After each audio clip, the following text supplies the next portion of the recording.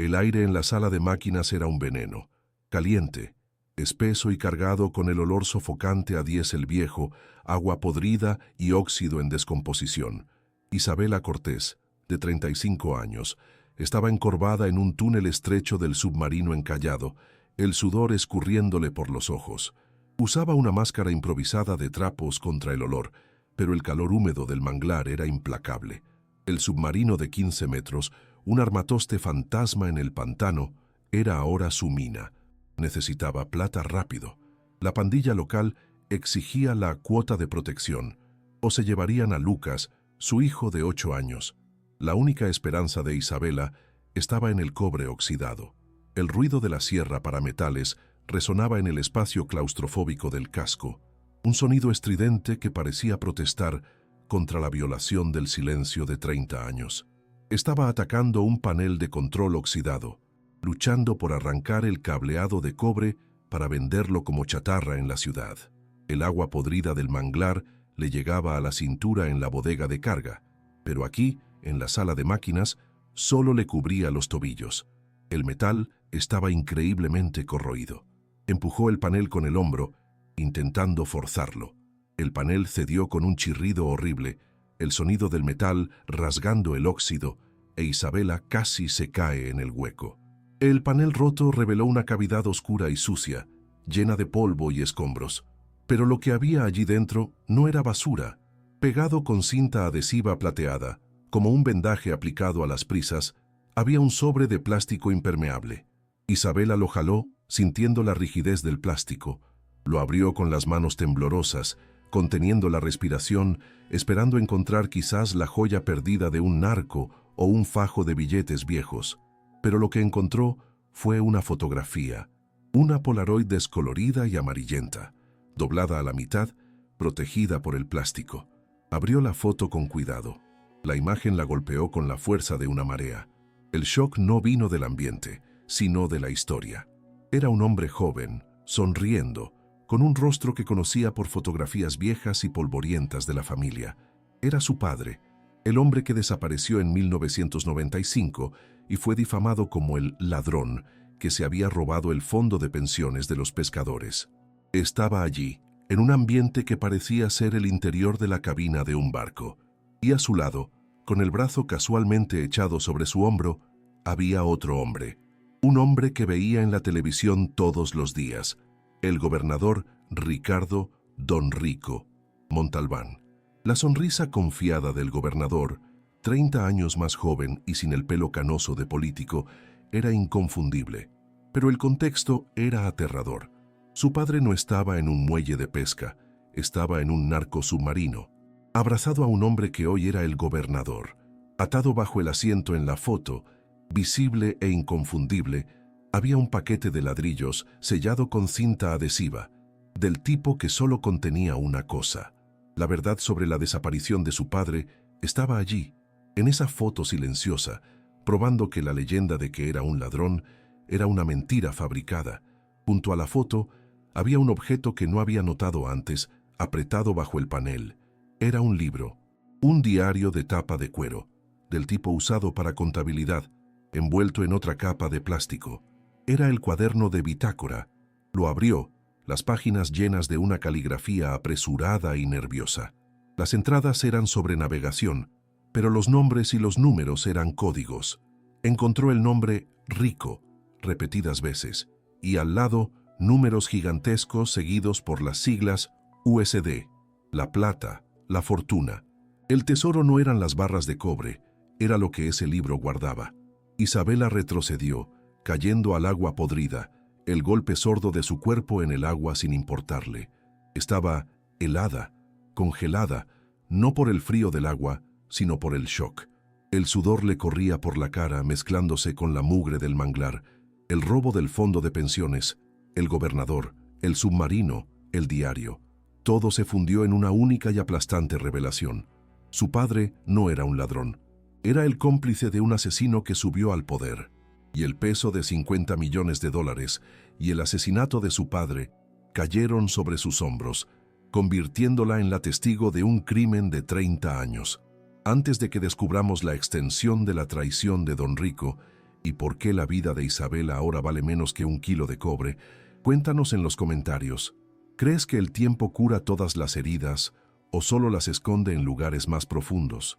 Pero para entender la desesperación que forzó a una madre a invadir una tumba de acero y para entender el misterio de la osamenta en el tanque de lastre, necesitamos retroceder 48 horas a la noche en que la pandilla llegó y exigió a su hijo. La vida de Isabela Cortés estaba moldeada por el ritmo lento y pegajoso del manglar. Vivía con su hijo de 8 años, Lucas, en un palafito cayéndose a pedazos que se mecía bajo los vientos de la costa del Pacífico.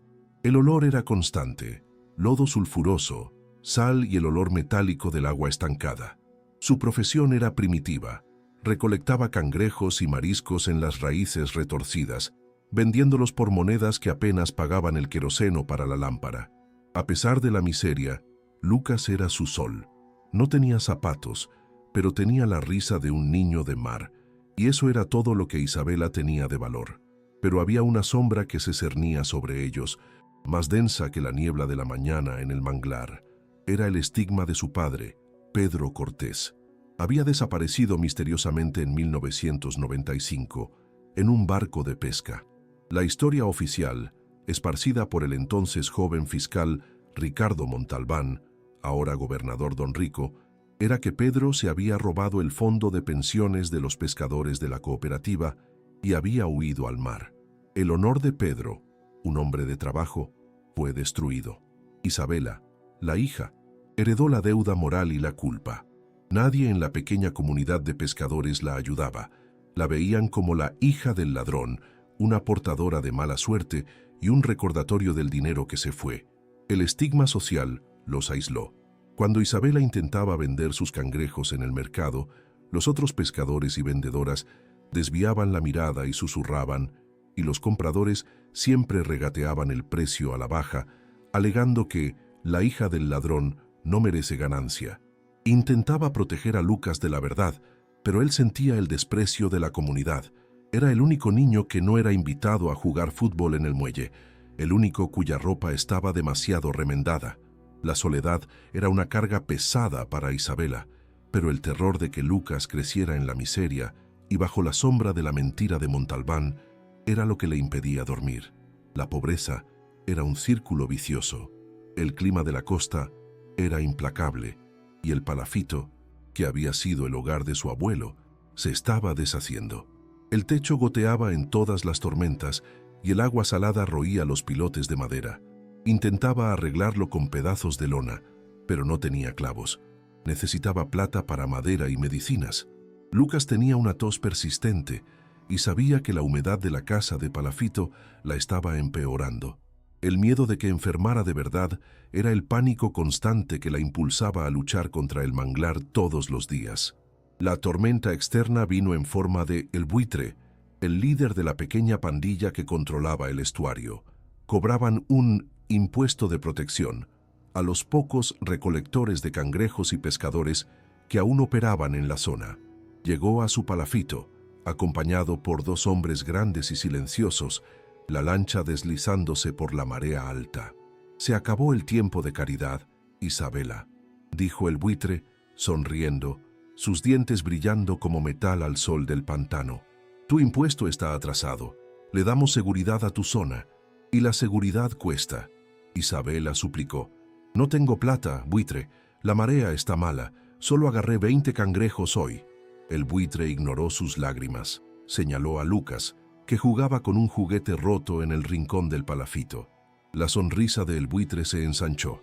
«Los niños son activos. Pueden trabajar para pagar sus deudas. Puede cargar cajas. Los niños son baratos». Isabela corrió y abrazó a Lucas, el terror cortándole la respiración. «No, él no, es muy chiquito». 48 horas, dijo el buitre, encogiéndose de hombros. 48 horas para que me des la plata, o me lo llevo. Va a ser un buen trabajador en la ciudad. Y tú sabes, Isabela, que cuando me los llevo nadie más los encuentra. El manglar es grande. La amenaza era explícita.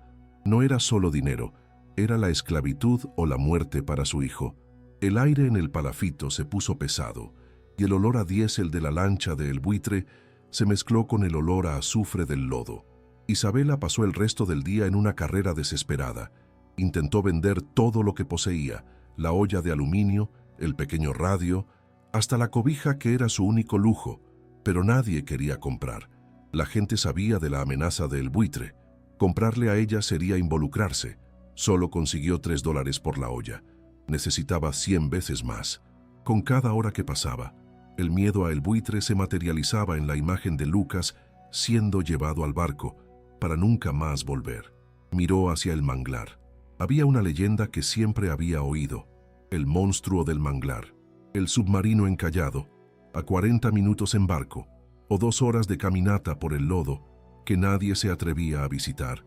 Decían que estaba lleno de oro y embrujado por los narcos que lo controlaban. Siempre lo había descartado como un cuento de pescador, pero ahora la tumba de acero parecía la única mina que quedaba. Pero ¿cómo llegar allá? No tenía barco. Tenía que ir a pie, a través del lodo espeso del manglar. Envolvió la sierra para metales, el regalo de su abuelo, en la lona. Sabía que los narcos submarinos estaban construidos con cableado de cobre y aluminio, materiales preciosos. Arrancar cobre valía plata. Sería un trabajo brutal, claustrofóbico y peligroso. Pero era la única fuente de dinero rápido suficiente para satisfacer la codicia de El Buitre. Lucas observaba, el juguete roto de metal en las manos. «Mamá, ¿vas a ir con el monstruo?» «No, mi amor», dijo Isabela, forzando una sonrisa. «Voy a buscar cangrejos grandes, gigantes. Quédate aquí con la señora. Elena, no le abras a nadie». Besó la frente de Lucas. Sabía que, si El Buitre la atrapaba, sería el fin. Pero, en la oscuridad de esa noche, con Lucas durmiendo, el terror de perderlo superó el miedo a la muerte. La única salida era entrar en esa tumba de acero para arrancar cobre y venderlo, o entregar a su hijo a los lobos. El plazo de 48 horas expiraba al amanecer. Isabela se sentó en el palafito, Lucas durmiendo en su regazo, y sintió que el miedo se transformaba en un propósito frío y determinado. No podía pagar, no podía huir. La única moneda que le quedaba era el cobre oxidado de esa tumba de acero. Se besó la frente de Lucas. Se puso la ropa más vieja que tenía, cubriéndose de pies a cabeza para protegerse de los mosquitos y del lodo cáustico. Envolvió la sierra para metales y la linterna en un pedazo de lona y se las ató a la cintura. El momento no era de luto, era de combate. Dejó a Lucas, aún durmiendo, al cuidado de doña Elena, la vecina más cercana y la única persona que no la había abandonado. «No le abra a nadie, doña Elena, solo a mí, y solo después del mediodía». Isabela besó la frente de su hijo por última vez, tomó su bolsa y bajó la escalera resbaladiza del palafito, deslizándose hacia la oscuridad húmeda de la marea baja. La caminata sería brutal. El submarino encallado estaba enterrado en el corazón más remoto y denso del manglar, a 2 horas de lodo y raíces retorcidas, un lugar al que solo los traficantes y los cangrejos se atrevían a ir. La travesía de Isabela fue una zambullida en un mundo primario y hostil. No estaba caminando, estaba luchando. El lodo negro y pegajoso le llegaba hasta los muslos, succionando sus pies a cada paso con un sonido nauseabundo. Las raíces de mangle, gruesas y entrelazadas, formaban una red traicionera que la hacía tropezar y caer repetidamente. El olor era abrumador, una mezcla sulfurosa de descomposición orgánica, algas y el olor dulce y peligroso del gas metano. Apenas podía respirar, y la oscuridad de la noche era total, rota solo por el haz débil de su linterna. El calor era opresivo, incluso antes de que saliera el sol. Era el calor húmedo y pesado de la descomposición tropical, haciendo que su cuerpo sudara bajo la ropa embarrada. Se movía guiada por el recuerdo de las leyendas y por una brújula interna de desesperación. Sabía que estaba entrando en territorio de pandillas, en la ruta de contrabando y en las historias de fantasmas. A cada sonido de agua agitada o el vuelo súbito de un pájaro asustado, Isabela se detenía, con el corazón desbocado. No temía a los animales, temía a los hombres de El Buitre, que podrían estar patrullando la zona, listos para atraparla a ella o a Lucas. Finalmente, Tras una eternidad de lodo y sudor, la luz de la linterna reveló una silueta antinatural contra el enredo grisáceo de las raíces. El monstruo del manglar, el submarino, estaba medio sumergido, inclinado en un ángulo extraño, su casco de acero y fibra de vidrio cubierto por una capa gruesa de algas, crustáceos y lodo. Parecía un animal marino gigante, muerto y abandonado allí. Las raíces de mangle se habían apoderado de él, creciendo sobre el fuselaje, amarrándolo a la tierra con cientos de tentáculos verdes y gruesos. La visión era claustrofóbica y aterradora. El olor allí era 1000 veces peor. El hedor concentrado a diésel viejo, caucho quemado y el agua del pantano fermentando en el interior del casco. Isabela rodeó al monstruo buscando la entrada. La escotilla de acceso principal estaba oxidada y parecía sellada, pero había otra abertura, en el costado del casco, una escotilla de mantenimiento que había sido forzada años atrás y ahora estaba medio sumergida en marea baja. Era un agujero negro y aceitoso, que exhalaba el aire viciado del interior. Dudó solo un segundo, respirando hondo el aire podrido, antes de deslizarse adentro. El agua de la marea baja llenaba el casco hasta la cintura. Usó la luz de la linterna para orientarse. El interior era un túnel de pesadilla, oscuro, caliente y lleno de metal retorcido. El agua que pisaba estaba fría y aceitosa, con el olor penetrante a combustible viejo. Avanzó por el agua oscura, tanteando las paredes con la mano para evitar los peligros ocultos. Lucas y su vida dependían del cobre que pudiera arrancar de esa tumba de acero. Llegó a lo que el cuaderno de bitácora identificaría como la sala de máquinas. Un tubo estrecho, apretado, lleno de medidores rotos y paneles eléctricos corroídos. Allí, el aire era aún más caliente, el olor a diésel opresivo.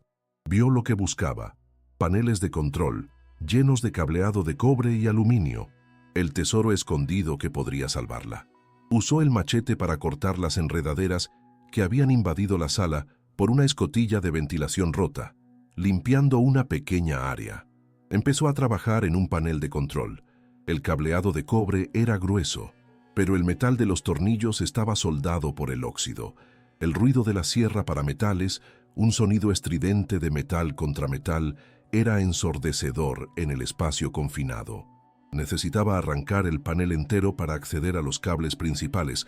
Trabajó durante 1 hora, el sudor escurriéndole por los ojos. El panel estaba a punto de ceder, pero un último tornillo, corroído, resistía. Isabela recargó el hombro en el metal oxidado y empujó, usando toda la fuerza que la maternidad y la desesperación le habían dado. El tornillo finalmente cedió, no con un estallido, sino con un sonido de desgarro, y el panel se soltó. El impacto hizo que Isabela se tambaleara. Jadeaba en la oscuridad. Y entonces, lo que estaba escondido detrás del panel, pegado con cinta adhesiva plateada, se deslizó fuera del nicho. No era un botiquín de primeros auxilios. Era un sobre de plástico impermeable. Cayó al agua podrida, pero la flotabilidad del plástico lo hizo subir a la superficie, brillando débilmente en el haz de su linterna. ¿Qué había adentro? ¿Oro? ¿Joyas? No. El sobre contenía una Polaroid doblada y un cuaderno de bitácora encuadernado en cuero. El mapa del tesoro que ella necesitaba no era el cobre, era la foto. El sobre de plástico en sus manos era un artefacto de 30 años, una cápsula del tiempo congelada que acababa de ser abierta. Isabela retrocedió a la cabina de mando, la parte más alta y seca del submarino, y extendió la foto Polaroid. El shock de ver a su padre sonriendo al lado de Ricardo Montalbán, el gobernador, era una traición que trascendía la muerte. Su padre no era un ladrón, era el cómplice de un futuro gobernador, pero la alegría de que no fuera un ladrón fue inmediatamente engullida por el miedo. Abrió el cuaderno de bitácora, la caligrafía apresurada y nerviosa del ingeniero, su padre, llenando las páginas. El diario reveló el horror. Las entradas no eran sobre navegación, eran sobre miedo y desconfianza. El padre de Isabela, Pedro, había sido forzado a operar el submarino con la tripulación del cártel.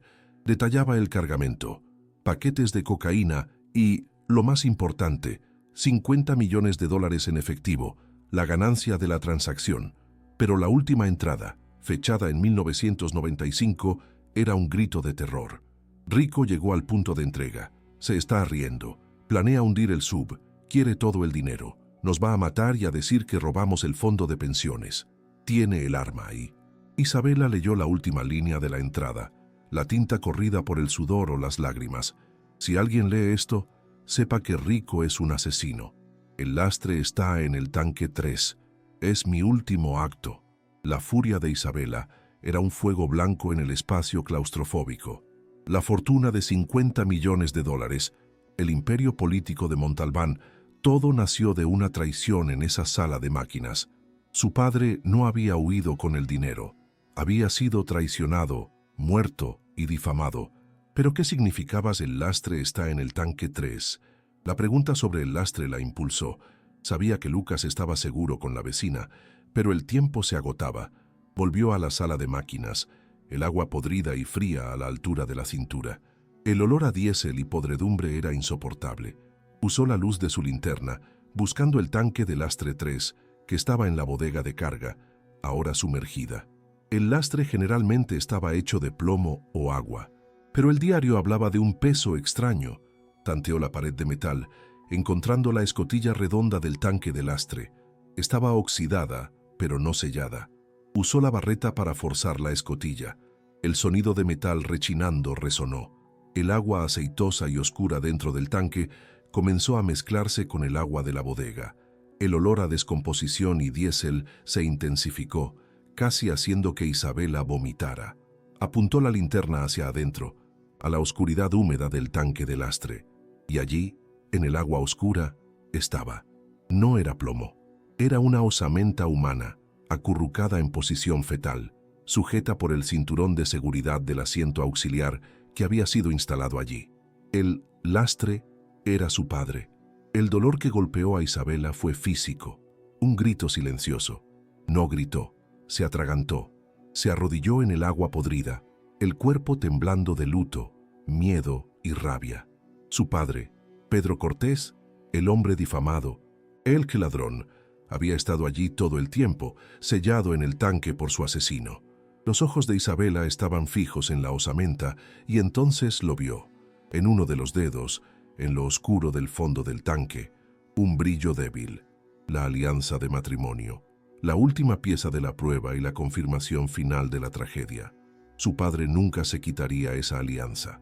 El dolor dio paso a una determinación fría. No solo estaba luchando contra una pandilla, estaba luchando contra un asesino que se convirtió en gobernador. Sabía que tenía que salir. Guardó el diario y la foto en el sobre impermeable. Ahora era la única guardiana de la prueba, y no estaba sola. El mundo exterior se estaba acercando. Mientras emergía de la cabina, limpia de la suciedad del tanque, oyó un zumbido, un sonido alto y agudo, cortando el ruido de los insectos. Miró por la escotilla abierta. Allí, volando bajo sobre las copas de los mangles, había un dron. No era un dron recreativo, era un dron de vigilancia, con una cámara potente, y llevaba los colores de la policía. Don Rico, el gobernador, usaba a la policía del estado para vigilar el estuario. Alguien debió haber notado el movimiento inusual cerca del submarino. La imagen de ella, saliendo del submarino encallado, fue capturada y enviada. Don Rico, en su oficina en Guayaquil o Cali, acababa de recibir la noticia. El secreto de 30 años estaba comprometido. La vigilancia se volvió inminente. Oyó, no el dron, sino el sonido más peligroso, el motor de una lancha de alta velocidad. No eran los barcos ruidosos de los pescadores, era el equipo de limpieza de Don Rico. Retrocedió al interior del submarino, escondiéndose en la oscuridad. La lancha se acercó al casco, el motor rugiendo. Oyó el sonido de voces duras. El líder del equipo, un hombre que reconoció vagamente como seguridad del puerto, gritó: «Avísenle a la vagabunda, el monstruo tiene dueño. Si ese palafito no está vacío mañana, va a arder con los niños adentro». La advertencia era para su casa. El palafito. Sabían dónde vivía. La estaban sacando del manglar a un lugar donde pudieran controlar el fuego. Isabela tomó el sobre de plástico, el diario y la foto. No podía posponerlo más. Tenía el cuerpo de su padre sellado en un tanque y $50 millones en pruebas en su mano. El terror de perder a Lucas ante la pandilla era pequeño comparado con el terror de ser asesinada por el gobernador. Tenía que usar la única arma que la selva le había dado, el manglar, con sus raíces, su lodo y sus mareas. Isabela sabía que tenía, como máximo, una hora antes de que el equipo de limpieza de Don Rico regresara, esta vez armado y decidido. Corrió de vuelta al palafito, el diario y la foto apretados contra el pecho. La prioridad era Lucas. Lo despertó, explicándole que era un juego de escondidas muy peligroso. Agarró la reserva de dinero que había escondido bajo el piso falso del palafito y se preparó. No intentarían alcanzarla en el palafito con marea baja, por miedo a encallar sus barcos, pero Isabela conocía el manglar mejor que cualquiera de sus asesinos de traje. Eran las raíces y el lodo, y no el acero del submarino, lo que sería su salvación. No huyó inmediatamente. Preparó una trampa, usando el conocimiento que su padre pescador le había enseñado sobre las corrientes y las bolsas de arena movediza. Cruzó el estuario en marea baja, guiando a Lucas, con los pies descalzos, a través de las rutas más traicioneras. Esparció ramas y escombros de forma estratégica, bloqueando el camino más rápido al palafito y dirigiendo a cualquier perseguidor hacia un pozo de lodo profundo, cerca de la raíz de un higuerón. Era la guardiana del manglar, y el lodo era su ejército. Al anochecer, estaba escondida con Lucas a kilómetros de distancia, en el lecho de un río seco. Esperó. El sonido llegó a tiempo, el rugido de los motores de la lancha de alta velocidad de Don Rico. Llegaron a su palafito, pero estaba vacío. Furiosos, desembarcaron, listos para incendiar la casa, pero el líder se dio cuenta de que ella no estaba lejos. Él y 2 hombres siguieron el rastro que Isabela había dejado a propósito, hundiéndose en el lodo. La trampa funcionó en segundos. El líder y su matón, con sus equipos pesados, cayeron en la bolsa de lodo profundo. Se hundieron, gritando, el pantano voraz tragándoselos hasta la cintura.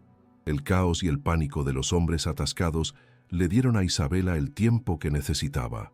Tomó a Lucas y, a través de una ruta de escape que solo ella y su padre Pedro conocían, un sendero secreto de raíces secas entre los árboles, emergió del otro lado del manglar. Había desaparecido. Cuando los asesinos, exhaustos y humillados, finalmente se liberaron del lodo y regresaron con el gobernador, tuvieron una sola historia que contar. La hija del ladrón era un demonio del manglar. Ella y el libro se habían esfumado. Le contaron a Rico que se la había tragado la marea, para nunca más ser vista. Isabela, sin embargo, no había sido tragada. Estaba en un autobús de larga distancia rumbo a la capital de un estado vecino. Sabía que la policía local estaba comprada, pero tenía la prueba definitiva que necesitaba un tribunal federal para ser presentada. Usó la poca plata que había escondido en el hueco del palafito para llegar a Guayaquil. Allí, encontró la oficina del fiscal federal Carlos Viveros, un nombre conocido por ser el enemigo implacable de Don Rico Montalbán. Puso el diario, la foto y la osamenta de su padre, que había recuperado del submarino con un esfuerzo final, sobre el escritorio. El fiscal Viveros miró a la mujer cubierta de lodo, el diario y la osamenta con la alianza. El escepticismo dio paso al horror y finalmente a un júbilo frío. La autenticación fue rápida. El ADN confirmó la osamenta de Pedro Cortés. El libro de contabilidad detalló las cuentas suizas. La foto era la prueba visual de la traición. La historia no se filtró. Explotó, golpeando al país el día antes de la elección de Don Rico para un nuevo mandato. La foto del gobernador, sonriendo con el hombre que mató, se exhibió en todos los noticieros. El enfrentamiento final fue un asedio. La Policía Federal, con una orden de arresto por asesinato, corrupción y tráfico de drogas, rodeó la mansión del gobernador Montalbán. El gobernador, el hombre más intocable del estado, fue arrestado en vivo, su rostro arrogante finalmente quebrado, su carrera de 30 años reducida a una nota de deshonra. El nombre de Pedro Cortés, el padre de Isabela, fue limpiado en una ceremonia oficial.